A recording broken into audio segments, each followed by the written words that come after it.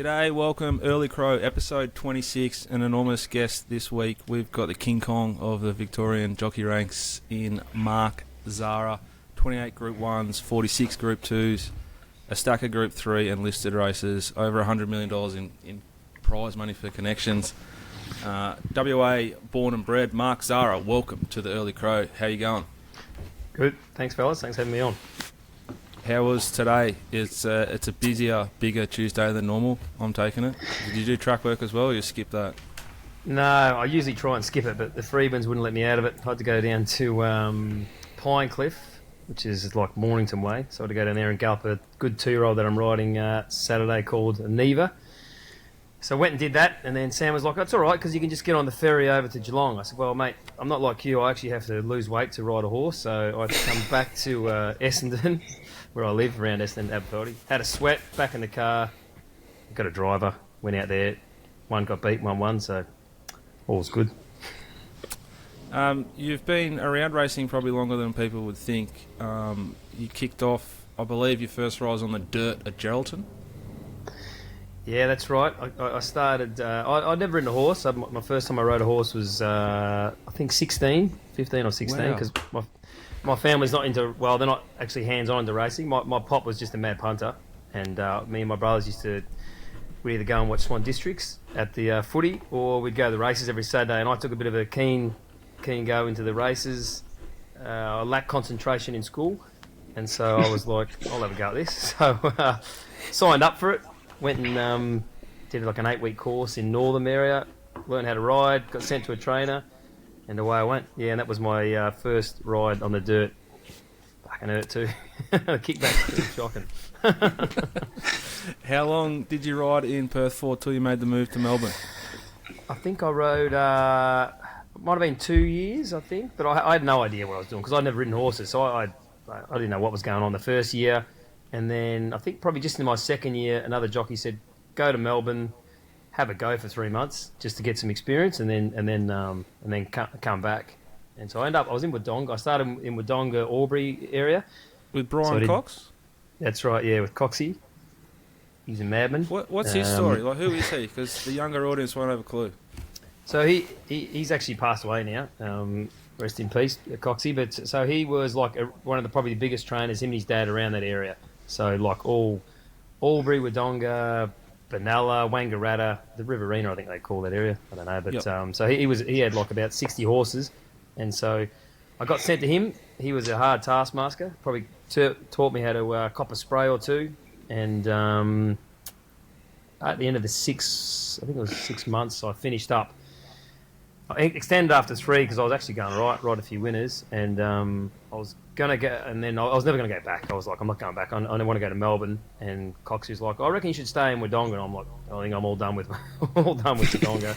And Peter Hayes, actually, I was going to go to the Hayes family, and when I was meant to go there, Peter Hayes died in a plane crash, so that wasn't good. And so Brian Cox was like, all right, Peter's dead, I think you should stay. And my dad, who knows nothing about racing, rang up Brian Cox, and Brian and Ollie Cox had been training horses for like 50 years, like massive trainers there. And my old man, because my brother tells me the story, my old man rang him up and goes, "Look, if it wasn't for my son, you wouldn't be where you are today. He'd put you blokes on the map." I don't know, in there 6 months. He's still going to Lindsay Park, so I went to Lindsay Park, who Tony McAvoy had taken over, and went to Melbourne. That was it. I never went back. Was your first Group 1 win above deck, or was it out at the fat? I was a bit confused looking today. It was above deck. So yeah, above so deck. It's a Doomben Cup. Doomben Cup. Yeah, I won the Hollandale 2 weeks before, and then it won a Doomben Cup. So I won a Group 1 a month before, but it was in Singapore, so they don't really recognise it because they're not international Group 1s. But I did about 9 months in Singapore before then. And actually, I went to Singapore. I was meant to go for 3 weeks, and they used to race once a week, Friday night. And I was like, "How good's this?" Used to go ride Friday night, get on it all weekend, get on the piss all weekend, and then just ride track work. It was the easiest job in the world. And my best mate came and rode with me, so we were having the best time ever. And then I was like, I probably got to go and start being a proper jockey. So came back and then won my first Group 1. That's what you aim to when you start riding. You want to win Group 1, so that was huge. It was a great thrill. There's a lot of luck in racing. How about the fat? If I remember, Ollie might have got rubbed out, and you picked up that ride, or maybe that's right. Someone got rubbed out. Yeah, Ollie. I think it was Ollie. Ollie got time on the because it was the last day of Cup week, so he must have got time maybe Cup day or something, I reckon. So I was able to ride it. I was riding a bit lighter back then. I think I had 54, and so I picked up the ride and it won. That was probably my biggest race I won at that time, the Emirates Stakes, I think it's called. Whatever, I don't know what it's called now, Champion Stakes, but that was the race I won. So yeah, that was a massive thrill. You've ridden like some proper horses now. Santa Ana Lane, Gold Trip, Sepoy, Without a Fight, Red Zell, Stratum Star. He was a freak. Merchant Navy, Humidor, Supercess, Very Elegant, Thunderstruck, and Just Folk. Where did all those sort of horses rate? Like, what are the top sort of handful of horses that you've ridden that you go, wow, like that horse was special? Probably, I mean, I never got to ride a Group 1 win a Group 1, on Sepoy, but I remember riding him work, and he was just like the fastest horse I'd ever ridden. Like, it was, what he used to do track, it was so quick. He used to relax and just go whoosh, and then I remember I won the lead-ups to the Blue Diamond, and then Kieran McAvoy just flown back from England to take the gig as, I think it was Darley, not Godolphin, but same owner. And so he nicked it from me on Blue Diamond Day, and then he rode it in the Slipper. So, but he still, for me, was like probably one of the best horses I've ever ridden. He was huge. And then from there, Without a Fight, like what he did in his short time in Australia has been massive. He's got to be up there. Like he just flogged him in the Melbourne Cup this year. What else? You lose track of all these horses over the years. Which ones? Merchant Navy was probably one of the better sprinters over rode. He was different. You'd ride him track work and you go, be flat out winning the 0 to 58. This horse like feels like a hurdler, and then you get to race day and just find like 10 lengths. Like he was special. What else? I won a Gold Trip. He's always got a bit of a special place in my heart because I won his Group 1. He was similar track work. He just didn't care, useless, and then you get to race day and just like jump out of his skin. He knew what he was doing. Over the years, a few of my favourites, I reckon, like Galo Chop, he was one of my favourites. He just used to best ride, burn out the gate, sit on the speed, relax, give you a kick, try hard. Like I loved him. I'd say Without a Fight's my number one. How he won the court, like to win a Caulfield or Melbourne Cup on a horse in the same year is like outstanding. Just Folks probably just below him somewhere. On that Without a Fight and Gold Trip decision, I remember we had a little lunch. Was it the day before Cox played, or was one of those days? Did you know then that you were going to ride Without a Fight, or you still were undecided? You're waiting for that day. Look, I was in my mind. I was leaning a bit towards Without a Fight. I couldn't come out and say any of that because if I said that, then they might have given me the arse in the Cox plate. So I was a bit reserved of what I said. But when I went back and watched the Caulfield Cup, I was like, if you watch the end of it, like I was so much better than him. Like I thought, but I loved Gold Trip, and everyone around me loved Gold Trip. And like I said, my mum was that flat when I rode Tingo. She was like, "No, you haven't even spoke to us and told you we're going to pick." I said, "I didn't know you were all the experts. I didn't know I had to go through you." But in my mind, I just thought maybe if Gold Trip came out and absolutely flew in a Cox plate, and I was probably much more closer to all the ownership of the Gold Trip. They were like great people, massive party goers, and Kieran, who I mates with, they were like a real good group of people. So I was torn a bit, but when I just put it all apart and said, let's go with your head, not your heart, who are you riding? Without a Fight. And I remember the owner, he was flat, and I booked dinner with the owner, Barry, a good friend of mine, Mabin. I booked dinner with him, I don't know what I was thinking, after the Cox Plate, because he lives in Noosa, so he comes down and going to a good restaurant. And after the race, the sheikh who owned Without a Fight, he was like, I need to know by 6 p.m. tonight, I need an answer now. So I got straight out and I rang my manager. I said, righto, let him know that I'm riding Without a Fight. But I said, let me ring Barry. He goes, that's going to be a tough call. I said, I can over this. So I ring him. And I'm meeting this bloke for dinner too. I thought, I need to tell him before dinner because he's a chance of trying to bash me if I just lob up there. So I rang him. I'm like, hey, Barry, he goes, yeah, where are you? Come on, we're right to go for dinner. I said, yeah. And I've ridden 4 winners too, so I should have been in a good mindset. I had 4 winners on Cox Plate Day, and I was frizzled about having to tell these people. And I said, he's like, yeah, good day. I was like, yeah, good day. I said, anyway, I'm going to ride without a fight. He goes, no, you're not. And I said, mate, he goes, I do not accept the decision. You come for lunch and I'll talk to you. I'm like, I said, it's already done. He goes, get your ass down here now. So I went and met him, and he was flat. He was real flat. And I was like, it is what it is. I said, I reckon, and his sons were there, great people, and they're like, Dad, who cares? He's riding the other horse. I said, stop being a sook. And he's like, no, he rode him last year. He rides for us. Where's the loyalty? He was really flat, but he eventually come good. Like it took a day. Like the next day, I was like, listen, Barry, and there was a few other people, wealthy people in Gold Trip, and I was like, you guys make all your money from other business deals and everything that you do. I said, I'll make my money by winning like Melbourne Cups. That's the richest race, one of our richest races. And I said, so I got to do what's best for me in this race. I said, you can go and sell some houses and that tomorrow, earn all your millions that way. I said, but if your horse runs last in a Melbourne Cup, you just, who gives a fuck? Like, it's just move on. I said, but for me, I said, this was a real big business decision. And I sent him the text, and he ended up ringing. He goes, yeah, well written, you little shit, or something along those lines. And he goes, right, come down, have a beer with me at Francois. So I went and caught up with Francois, and then he was pretty sweet. But he goes, but I'm going to beat you in the Melbourne Cup. I said, you have got no fucking hope. I said, you will run last. Well, obviously, just taking the piss out of him. And then he nearly did run last. And he goes, you're too good, you're too good. You even told me I was going to run last. And I nearly did too, he goes. So that was a hard couple of weeks there.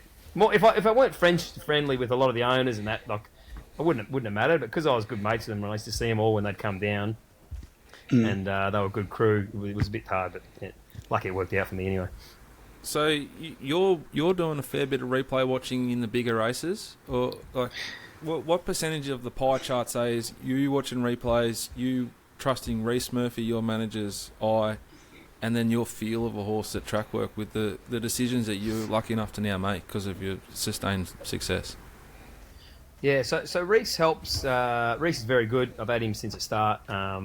We go through trying to pick rides, but I'd say who's been like really influential in my career is Mark Hunter, who I've known since I started. Like when I used to ride for Smurden, he helped out Smurden. So I was being mates with him. I would have talked to him pretty much every day of my life, I reckon, since I've ridden pretty much. So when it comes to the form, I reckon used to be two of the best judges in Victoria anyway, him and Dean Lester. Dean unfortunately passed, but I always speak to Mark about horse and that, and I really rate him as a judge. He doesn't sugarcoat it, tells it how it is. So if it coming to a big race, like I would go through the form with him. Melbourne Cup, probably go like a couple of days before, or like a big Saturday the day before, but then usually always I'll just talk to him in the morning. I'll have my opinion. I'll go through the form as well. Obviously, when I'm going to the bush, I don't know half these horses, so I rely on him to tell me. Not that I go to the bush much anymore anyway, but he does help me out. So it's sort of a team effort. Then I'll go and ride and work, and then obviously when I've ridden them both race day, like as Hunter goes to me, he goes, well, there's no other person better to judge it than you because you've been on their back. You've felt how they go. It's up to you to make the decision. He goes, I can only tell you what I think on form looking at videos, but ultimately, when you've had a steer on both of them, I should be the person to know best. And then I put Reece in charge of making all the shitty phone calls and excuses and all that when I've got to let people down. Well, you've been together for like over 24 years, I think. So loyalty is hard to find in racing, but it is quite important to you. Yeah, for sure. I think a manager is as good as you are as a jockey. Obviously, you can get ones a little bit better than others, but if you're a good jockey and you're flying, all they got to do is pick up the phone and help you out. Like, there's not much more they got to do than that. If you're an average jockey, then there's only a certain amount a manager can do. They can't get, because like a trainer or owner is not going to just ring up and put you on because of the manager. You might get one or two rides that way, but eventually it comes down to your ability. So as long as you've got, for me, I've had him from the start. He knows when I'm wasting, not to piss me off. He knows when I give him a spray that I don't mean it. We're mates again after it. And he knows what way I want to ride on certain days. So he knows my whole schedule. Don't have to... Well, I actually do still give him a few more sprays, but I don't have to reiterate to him what I want to do.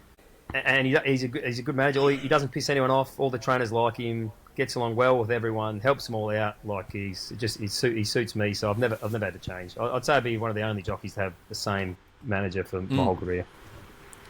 But back to Sepoy, getting kicked off Sepoy when you're a younger rider.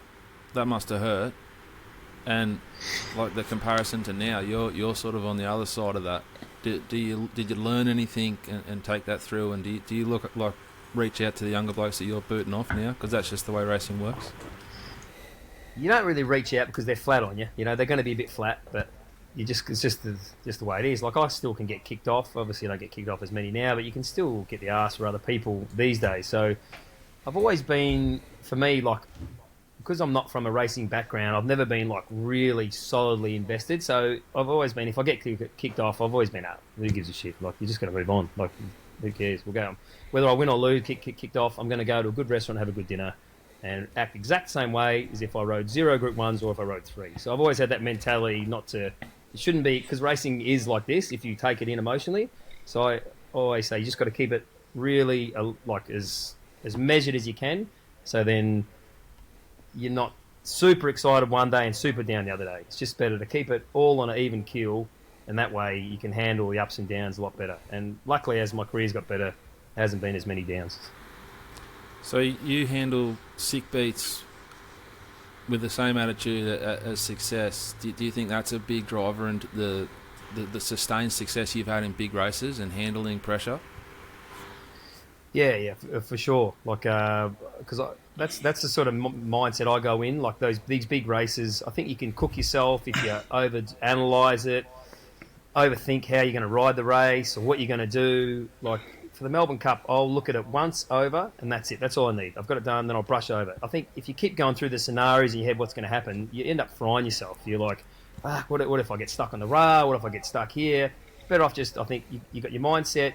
I've got my man who helps me, my sister's in place, and then you go. And then if it doesn't work out, it doesn't work out. Like I say, I'm going to go and I book in a nice dinner and a good night out on a Saturday night, and that's exactly the same how I celebrate, whether I've lost or won. So I think it definitely helps because you're not so disappointed, you know, and then I'm not fearful to have a shit day. It just happens.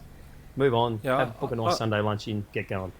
I feel like what separates the tippy top, and those like you and a couple of others from the rest, is there's not a big difference in a 6 or 7 horse field on a Wednesday at Sandown, but it's the big races, the big fields, and it's not nailing it. It's just avoiding making the silly mistakes early in a race to give yourself every opportunity. It seems to. Yeah. That's the difference for me.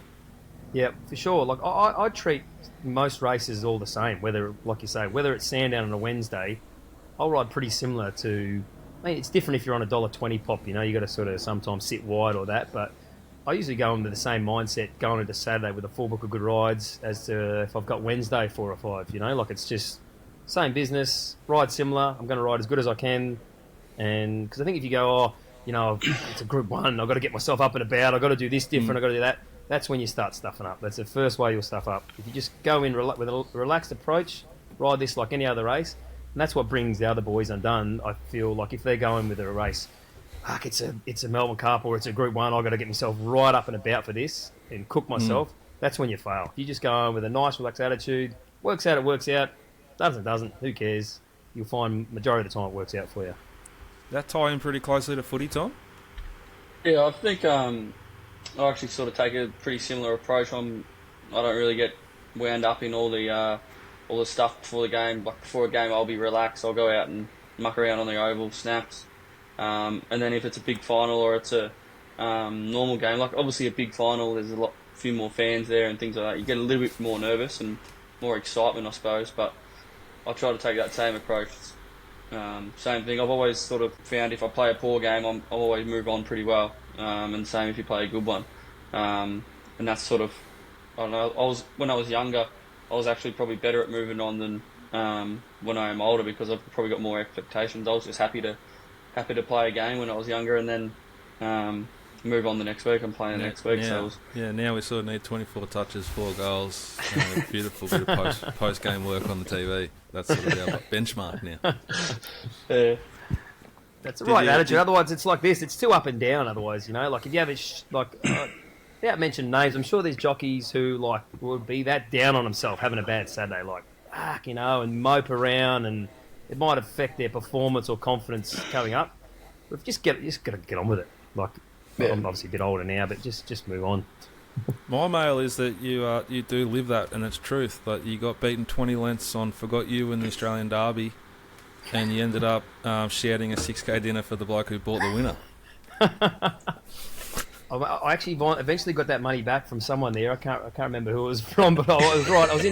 I was in Mimi's, and yeah, I run last, and Kieran's 20 crew. lengths. They've all who won the race? Hitotsu won it. I think won the Hitotsu, race. Yeah. I got beat 20 lengths. I didn't give it the best ride, but nevertheless. And so we're in there, and I'm drinking like I won the race. I'm like, we're getting like champagne, Dom Perignon, carrying right on, because I'm thinking, well, the boys have won this. When the bill comes, it won't become my way. I thought I might throw in some money. And anyway, as the night goes on, more people just start coming. I'm thinking, fuck, this is going to be big. It's going to be a big bill. And like, people just dropping in the drinks and then booting off. And then, so I'm looking, I know the people, I think there's Kieran Maher there, and then there's Will Bourne. And he had a couple of footy mates with him, so I thought they're no good for the bill. And then there was like, and there was two other people. I'm thinking, there's no way I'm copping all this. And then I just see Kieran just boot off. And then I reckon Will Bourne got kicked out because he was too pissed, or he went to do something, half fell over, so he got kicked out. The next minute I'm just sitting there, and I thought, fuck, I'm not getting caught here. So I thought, just slowly make my way upstairs. So I go upstairs because I thought I think the table was in Will's name. So I go upstairs to the pav up there, and I'm having a few drinks, meet some other mates up there, partying away. And next minute I look over, and there's my waiter with the black the black thing opening up. And said, "What's going on?" She goes, "We don't know where anyone else is. You're the only one we can find. You're gonna have to fix it up." And I was like, "Fuck." It was like $6,000. I was like, it's not going to go down well. So I thought, well, no one else. I thought, I like Mimi's. I want to go back. So I just put my card down. And it was out of my missus' joint account. So my missus must have got an alert, like, straight away. So I paid it, and I wouldn't even shut the thing, my phone's ringing. It's my missus. "What the fuck are you doing? You fucking just paid $6K for a bill at Mimi's." I said, "I'll get it back." I said, "Everyone's left." She goes, "You didn't even fucking win. You run last." You run last. Said, I know. I said, and then I think I eventually found Will Bourne. I said, "You fucking dogs." I said, "Mate," I said, he goes, I said, "Oh, don't worry, we'll fix it up." And then he goes, and then about an hour later he goes, "What did you tell your missus?" And I said, "What?" She goes, "She's been on to me to send the money back." I said, "Yeah, good." I don't know if I got it all back, but I think I got $5,000 back, so I was happy to lose a slice. Oh, that's good. Speaking of big nights, and you're a big, like, notoriously, like, got a beautiful, like, something I admire, great work-life balance. And, it's now famous. They love it on racing.com. Like, you're the only bloke they celebrate who goes and parties. Everyone else is just like, dot ball, play the V. They just love you going to Vegas. You went again this year with the Sheik. How long have you been doing it for, and how important is it to you to, like, blow off steam and manage yourself as a professional athlete?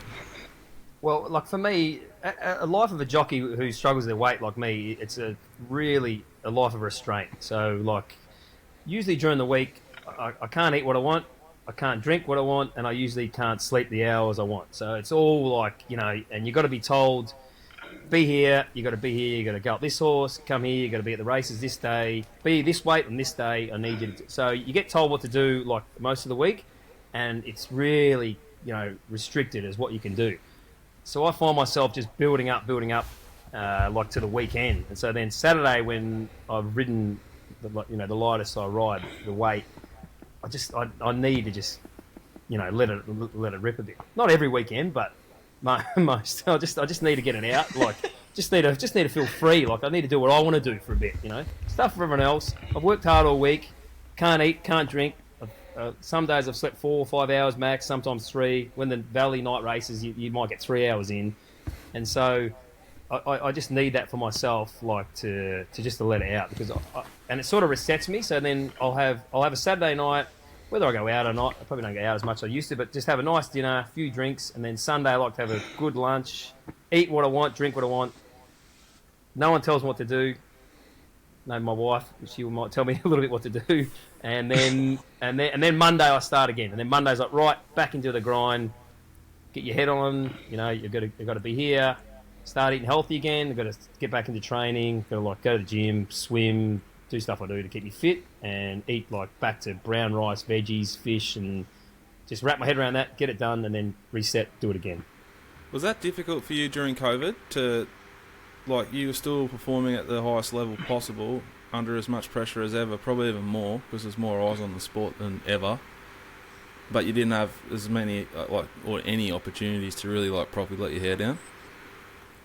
Yeah, it was tough. Yeah, in some ways it was good in ways because there was no traffic on the road, there was no owners at the races, so we didn't get driven mad, and we could get to the races free and all that sort of stuff. But it did get a bit tough. The stuff we had my mates, and we had Zoom, big Zooms, and my wife and I. There was a website, I can't remember it, but it was the good restaurants in Melbourne. You could get, I think it was called Providore, so you could get your favourite dishes, yeah, and then you cook it at home. So we'd have a night out at home. So we'd get the music going, buy a nice bottle of wine, get Providore. We'd have super normal or Noble or something, and have it at home. So we did a lot of that to try and get through. So it wasn't too bad. And at the time, we're lucky we're still working. No one else is working. So. But yeah, you're in a difficult spot though, because it is difficult. It was difficult for you, but yeah, if you whinged about it to the general public of Australia, you'd come across poorly, which is not really fair, but it's just a matter of circumstance. We couldn't say much. I mean, when we did get a chance, I think when they finally opened, we did blow off some steam, but it wasn't too bad. But I had to find another way to get through, sort of thing. I had to find another way to just let off the steam and do what I want. How long is the relationship? How'd you become mates with the Sheikh Fahad, and how's the Super Bowl happen? And is that a regular thing each and every year now? Pretty much. Well, it's the last 3 years. It's been on the west coast, so I can ride on the Saturday, which is Memsie Day, and the Blue Diamond Prelude. So I can ride there, get there in time, ride and get. Getting back's not a big problem, but so I think it's New Orleans this year. So I'm not sure how I'm going to go there because East Coast, I'm going to have to work out the logistics of trying to. Might get a timely suspension around Memsie Day. Probably might be the best way to go about it. my other mail is that you're obviously a fancy diner. You love the good food, but the big fella's just a burger and chips man. Yeah, he enjoys his good red wine. But so I met him. Answer your question before. I met him through. So Jamie Spencer's one of my best mates, UK jockey. So he was good friends with him, and then I met him through Jamie. And I don't know, he's just a real cool guy, just like us. I think, and appreciates being treated like one of us. We give him shit just like we'd give anyone else, And and he loves that, and he loves the NFL, just like we do. So. I think we went on a holiday together. I can't remember where we went first of all. We did a little trip together, and then, we got talking about the Super Bowl. And I think the LA was the first one, and he had a spare ticket. And I was like, please let me in. He had the good seats, so the 50 on the 50 seats, so they were right on the 50. You could go to the on the ground after. It was a free bar, whatever you could drink. It was proper. So I just drove him mad about letting me come, and eventually he gave in. And we had such a good time. We were I was like, let's do this every year. And he's like, yeah, it sounds good. So I'm able to do the next 2 years. So it's just Super Bowls is just great fun. I just wish I could go in the lead up to it because they say the whole city, is just really good fun. I'm not sure if you've ever been, but they reckon it's great. Because I'd get there Saturday night, have a quick party, go to the game Sunday, then have usually lunch Monday, and then fly back Tuesday, get here Thursday. So it's pretty rushed. So hopefully at some point I'd get a time to go. I'd love to go the Wednesday before and really, really enjoy it. I follow you on Instagram. It's one of the great Instagram pages with all your antics you get up to. Is it? You must have backed the Chiefs, did you? Surely you've had a bit on the Chiefs. My mail is there was an enormous bet on the Chiefs, which might have been. Potential play money if they were to cover. But maybe. Yeah, maybe. But we're all invested, and I had a same game multi as well.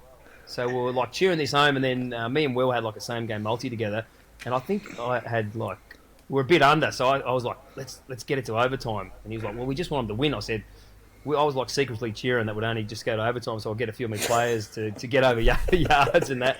And Far's like, we're going to go to overtime. We're like, yes, come on. But it was such a good game. We wanted to keep it going, and I think I had it was to win 10 grand. We had quite a few in it, and the last leg was we need Rashid Rice to get 40 yards, and he was on 30. I think he was on 30, and halfway through overtime, he took a reception.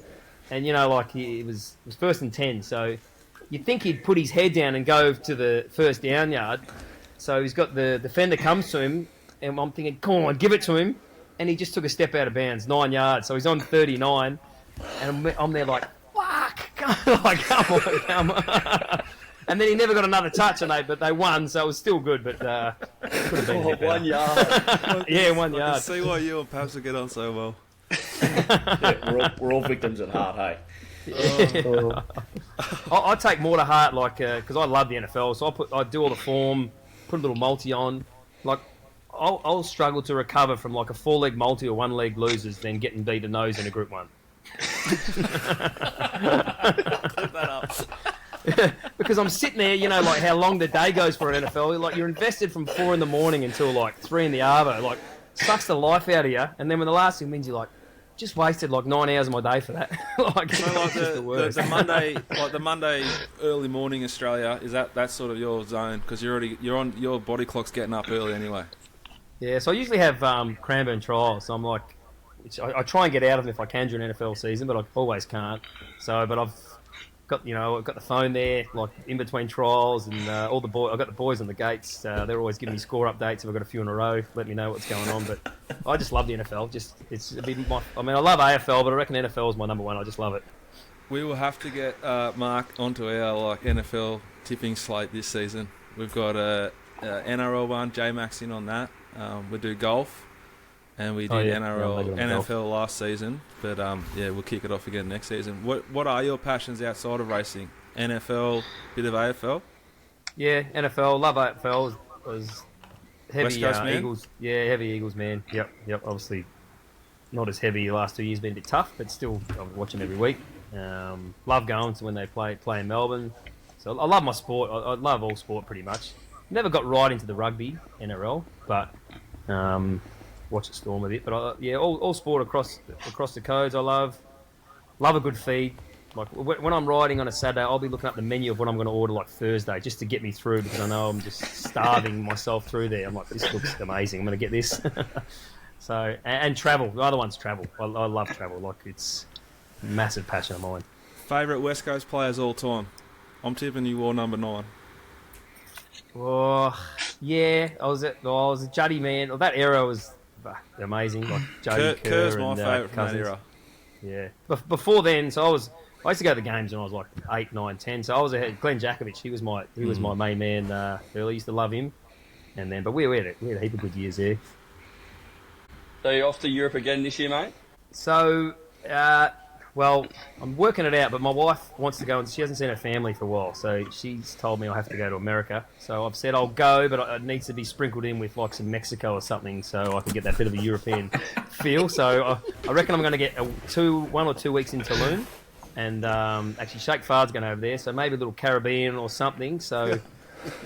And I've got my manager on the case. I'm just saying, just find me a Royal Ascot ride anywhere. So if I go and ride a Royal Ascot, I might just be able to nip in 2 days of Ibiza before I got to go to America. So that's the plan. But I love that. My June, July trip is like from pretty much after my December trip. When I get back, I'm like Googling where to go. Like it just helps when I'm sitting in the bath. Like a hot bath, like it's just that boring. So I'm like on my phone, like just Googling best restaurants, like best destination this year. I'm doing it just helps me get through, like just gives me just some motivation to when I'm sweating and starving, like just to think about something else. So I love when that time of year. My wife's got the best job of all time. She just gets her passport, rocks up, and just everything's done for her. Yeah, she's a lucky girl. Speaking of baths, they've added the ice baths to the jockeys' rooms recently, I've heard. You'd be pretty lucky and happy you didn't just have one that day that Channel 7 put you on their nude. I tell you what, so I go on this, like that day, so I go on this, the stewards called me in after the Guineas, and we were half blowing up about Channel 7 being in there. Me and D Lane, a few others were like, if you want to interview us, come in, get it done, and get out, because like, blokes are walking around nude, talking shit to each other, swearing and that. We're like, just tell us when you're going to come. But they wanted to do like a bit of a roam around. Anyway, we eventually said, right, I want to do something. Yeah, something like that, which we weren't sure about. But anyway, we let him in, and then I rode in the Guineas, Australian Guineas, and then the stewards called me in, thinking, what do you want me for? I haven't caused any interference today. So I call in, and the head steward, I think he could have worded a bit better, but he leads with this. He goes, "Are you aware of a video circulating about you?" And I'm thinking, Oh, God. I have had a bit of a shady past. Not shady, but I've had a few videos circulate about me in the past. You know, not the best ones. And the immediate thing is like, geez, I hope I haven't fucked up again here. what could this be? And I'm like, nah. And I'm starting to like get a bit of a cold sweat. And think, what could this possibly be? And then he goes, well, it was of you today at the races. I'm like, thinking, what have I been doing at the races? What have I been doing in the rooms, pranking some boys out? And I'm thinking, fuck. I said, mate, I got no idea. And he goes, well, it's of you nude. I'm thinking, fuck. I said, where? And he goes, oh, just, you're just in the rooms. And I was thinking, fuck, I bet it's when I got out of the ice bath. I'm going to be flat with this. And I didn't know, so I had to go ride in the next race. And the next race was like a decent race. I can't remember what it was, but it was a big day, Australian Guineas Day. And I told a few of the boys, and thinking, and the way the steward said it was like going viral. Like everyone in the world had seen this video. I've got my old fella out. Who knows? And I'm just thinking, I just hope it looked all right. Hope it looked okay. And the boys are giving it to me like, he would have been out of the ice bath for sure. So this could be everywhere. So it's in the back of my mind. And then I rode, and then my wife was at the races, and so she's sitting on like a stool when I come back from my ride, and I look over at her, and she's like, I'm thinking, fuck. So I go in, get my gear off, and I come straight back out to her, and she goes, I've seen it. Doesn't look too bad. So I'm thinking, well, that's all right. That's something. Like that's not too bad. So, and then the Channel 7 guy, he apologised to me, but the way everyone was going on at the race, it was like it was everywhere. So I get to my phone, I get to the car, I get to my phone, like, well, this would be the telltale, because I've got heaps of boys chats, I'm thinking, they're just going to give it to me. And there wasn't one, there was nothing on there. I'm thinking, I've got out of this. And so, apparently no one watches Roaming Brian on the race on Channel 7 on a Saturday. So there was a couple of comments on Twitter, someone told me, but it sort of never, I think they must have well, it's meant to go to edit, so I don't know who's doing the editing there at Channel 7, but they were not doing a very good job, because it just went, I took my pants down to get my colours on, so it was there, bit of a side-on shot, but anyway, luckily it didn't go anywhere. Do you sort of rev up the boys and say, hey, it's the middle of winter, I'll leave it to you boys, and I'll be back in a couple of months to regain my sort of spot at the tippy top? But, they give it to me. Like, if I'm there, like, even like a day at Geelong, they're like, what are you doing here? Or when I come back from the winter, they're like if I'm back late July, August, and I'm the races, like, this is not your go. What are you doing? I said, well, I actually have to get my eye in at some point before the big races start. So, so they more give it to me more than I say. They don't get a chance to say anything to me, because before they know it, I'm just gone, I'm disappearing, and they're seeing me on Instagram drinking pina coladas by the beach and carrying on at clubs and stuff.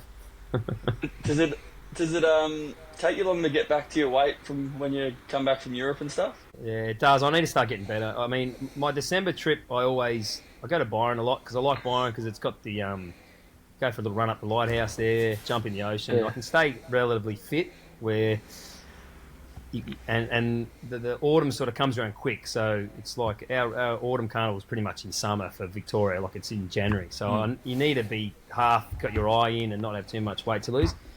My winter trip's starting to get longer every year, and I'm trying to come back, and then I try and come back sooner the minute I come back, and I'm getting older, so it's harder to motivation, and trying to get in shape's obviously a lot harder. And at least the December trip, when you get back, it's warm in Victoria, but you get back in August and it's like the weather's horrific. You go to track work, you're freezing. It's just like, I hate my job. That's what you're running. Yeah. It's not until it warms up a bit, and then I can see some good horses. Like, I can get on a couple of good horses trials out there. Like, you get the motivation back, but I need to actually.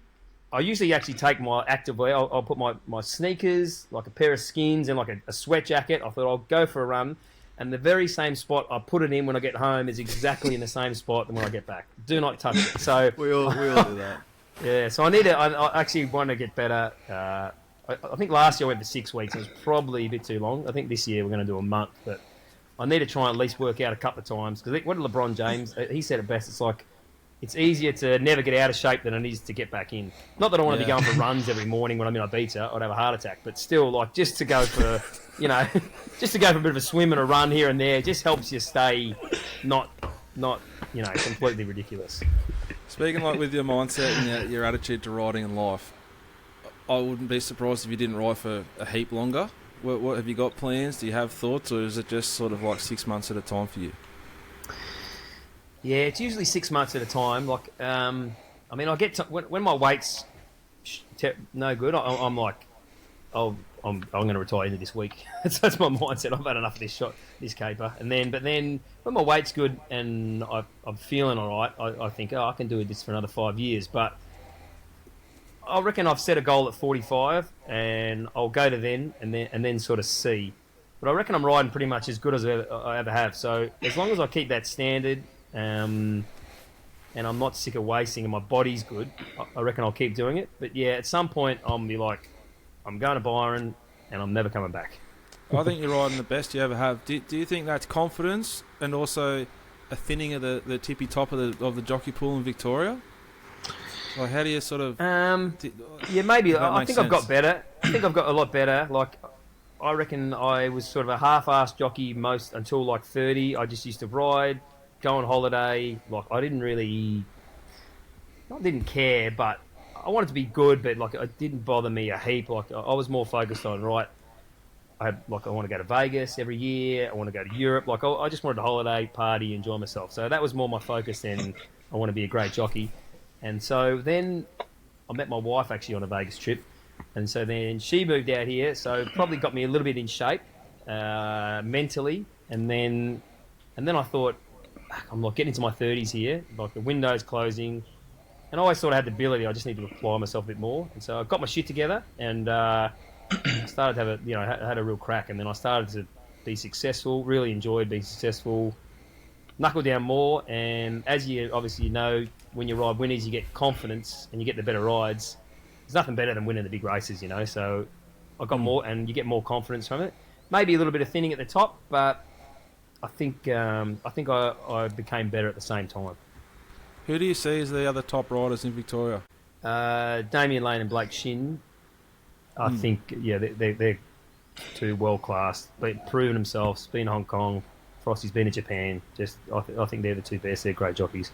Have you got an opinion of a young rider who's going to be the next one? There's quite a number of them at the moment who are going to either make it or not to that top echelon.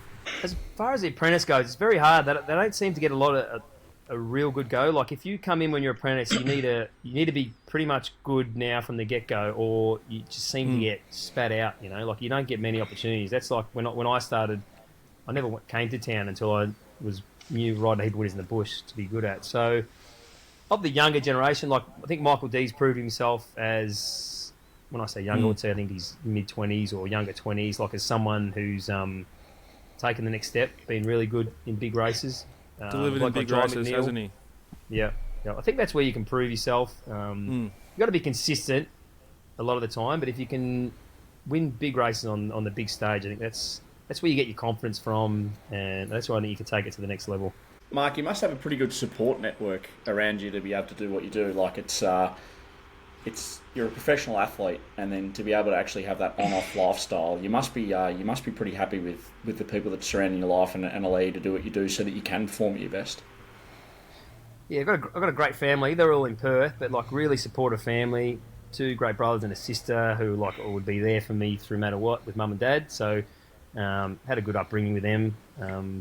So that helps. And then my wife's really good. She doesn't take a lot of shit. She'll cop a little bit, but she's like good for keeping me on the ground. As she said, sometimes your head doesn't even fit through the door. And I said, "Well, you win a couple of Melbourne Cups. You'll get a little bit of a leeway." And having I never thought about having being a dad and that, but I've got a 2-year-old daughter which has really helped me. I reckon just put life into perspective a little bit. And I reckon children give you purpose like nothing else can, and focus. Yeah, 100%. Yep. You'd never think you'd feel that way about a little human being, and then you have one, and it's like you get a lot more structure in life for sure. And I got good mates that enjoy to do things that I do in life. Enjoy getting around, talking shit, having a good feed and that sort of thing, and they're not and take a they're not because not just your mate because you're a good jockey. They'll be your mate whether you're a plumber or that you've just got a good personality. So I've got a good circle of mates as well. So I've got a good stable life behind being a hoop. Do you get much in the way of, oh, geez, if you knuckle down a little bit more, you could be a little bit better? I used to get that. I used to get that a fair bit, through my 30s and that. But then I think I proved that I can. How I approach it is the best that works for me. Like some jockeys need to ride every day, or they stray. If I go every day, I get burnt out because I'm too much sweating. I hate doing too much form and all that sort of stuff. So now that I've proved it, I think people just expect that of you. Like the other boys go, you're the only bloke that can just go to Vegas, come back on the Friday, and you've got a full book on the Saturday. Like if we did that, they'd be like, no, don't put him on, don't put him on. So I think I've proven it, and I mean I'm still very critical of myself. It's not I don't completely not care, it's just I'm focused for that. I'll watch my races and think where I can improve still. I'll talk to Mark Hunter, think of him if I went wrong or everything was sorted. So I'm still harsh on myself. I want to be the best, but I definitely need my life away from riding horses. All right, I reckon we've taken up more than enough of your time, Mark. Thank you so much for coming on to the Early Crow. You are in for an NFL tip sheet once the NFL season kicks off. True. Best of luck through the rest of the Autumn Carnival with riding up in Sydney for the remainder. Yes, I think I'll go up. Just actually got the offer to ride on Johnny Rocker in the TJ Smith. Yeah, you wouldn't think he could win a TJ Smith, but the way he ran against Imperatriz on the weekend, so I might go ride him and then improved 31 rating points. 31. Yeah, I mean, if you said Johnny Rocker could win a TJ Smith, you go no hope. And then I went back and watched his replay. Unless it was a fluke, he'll run well in a TJ Smith. So the prize money's so good up there. So I always like riding the 2 meetings of the championships because it's if you can just be amongst the money, it's a real good paycheck for a jockey to be there, and it's the biggest stage for Sydney, I reckon, for the year. So apart from the Everest, so you want to be there. The Royal Oak, we get the workout then, I'd say. Don't mind the old Royal Oak. It goes all right. We'll see. Righto. Thank you so much, Mark. Have a very successful and safe Autumn Carnival, mate. No worries. Cheers, fellas. Thanks for having me on.